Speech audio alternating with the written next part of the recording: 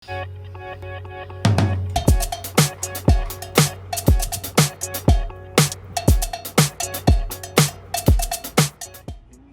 guys, let's start unboxing this phone. Ayan, S25 Ultra ng itel. It has 2 major OS upgrade guaranteed. 3D curve, super bright AMOLED display siya with Corning Gorilla Glass 7i. Ayan, IP64 siya.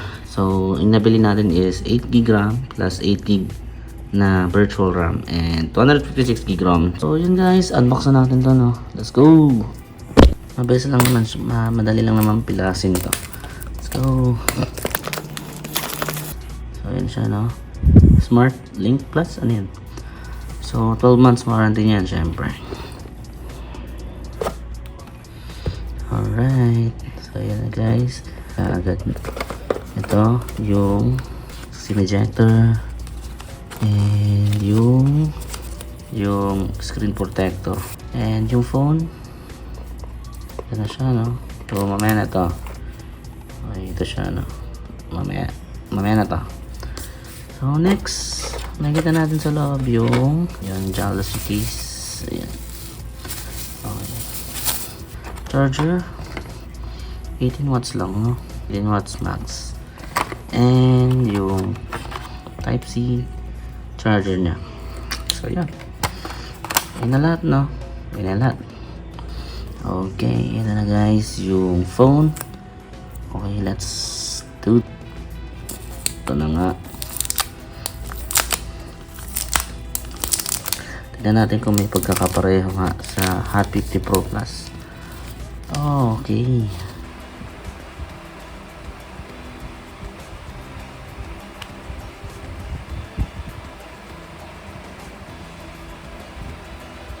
Sa inyong camera niya, no? Tatlo ba? Tapos yung edge niya guys, ayan, no? Parang Infinix Hot 50 Pro Plus nga siya. Yung hugis at hulma niya. Okay. Tapos dito sa taas, SIM tray and yung speaker, which is sa taas at saka sa baba ba?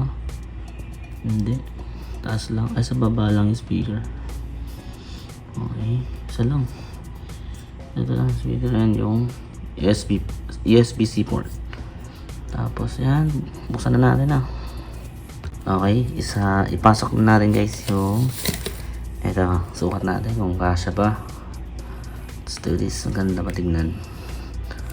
Okay, yung medyo maluwag yan. So yan, parang matatanggal siya. Yan, napakaluwag. So buksan na natin guys. Okay, yan, no? itel powered by Android. Setup natin. Okay, Philippines, skip. Okay, next. Agree na lang natin. Ayan, doon copy lang.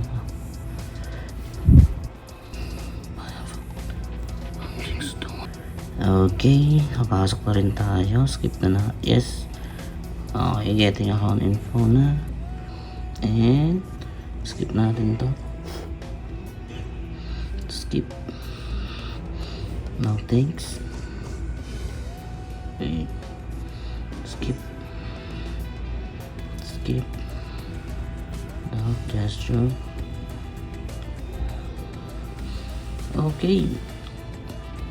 Yan, based on 114. Welcome to itel OS 14.5.0. Okay, natin to. Let's go. Ayan siya guys. Yan lang naman yung kanyang home screen. Yan. Diba? Parang ano talaga. Parang Infinix din lang talaga siya. Ayan. Okay. Ayan lang naman. Tapos setting. The rest talaga. Function niya. Dynamic bar. Yan. Diba? Infusion hanggang 80 gram. Yan. Tapos yeah, that's pretty much it. Ito intelligent facilities. Okay. Ano ba? Backlight effect. Ito. Pwede siyang mapailaw, guys.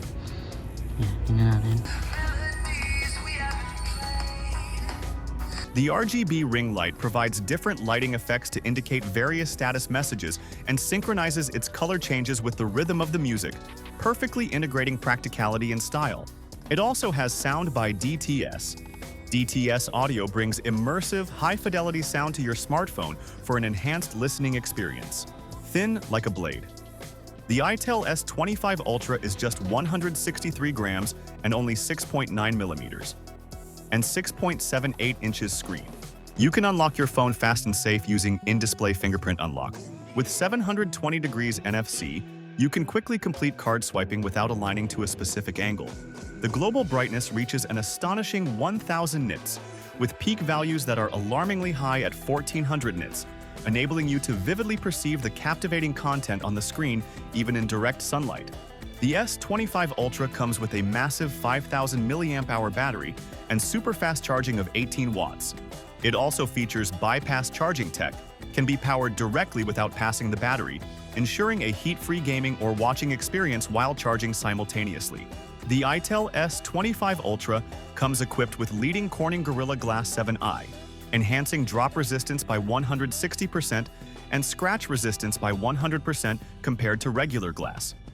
Even from a drop height of 1.5 meters, the screen remains intact. With an IP64 rating for dust and water resistance, this device is well protected against everyday wear and tear, including dust ingress and light water splashes. The itel S25 Ultra is equipped with UNISOC T620, 12 nanometers, octa-core processor, and the GPU is Mali G57.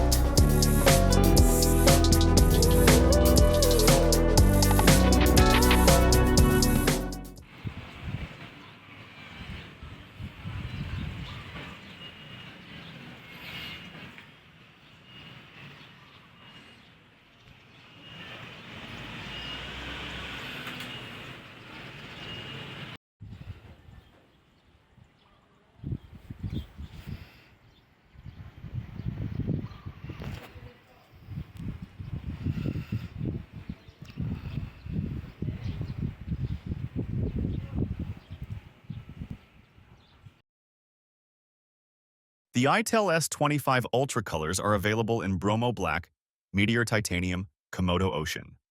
As of today, April 2025 on Shopee, the itel S25 Ultra only cost 8,490 pesos with its 256GB ROM, and the 512GB ROM variant is 10,690 pesos.